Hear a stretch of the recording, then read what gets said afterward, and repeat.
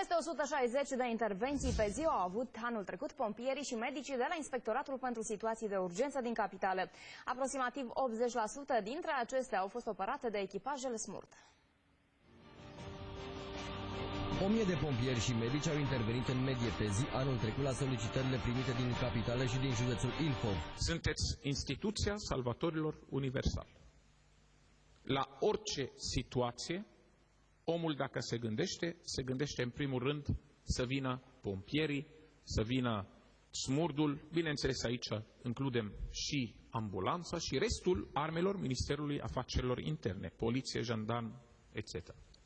Dar de la dumneavoastră se așteaptă să interveniți, se așteaptă să vă puneți în risc, ca să salvați vieți.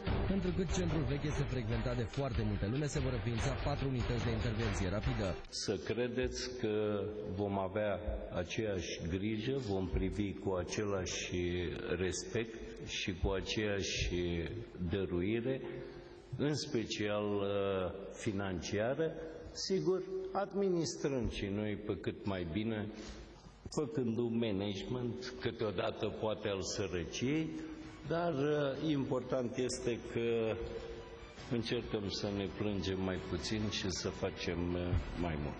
Cu sprijinul Primăriei Capitalei, pompierii și-au modernizat și tehnica de intervenție în caz de cutremur. Au fost achiziționate aparate ultramoderne pentru detectarea persoanelor de sub dărâmături, dar și camere de luat vederi cu infraroșii necesare pentru astfel de intervenții.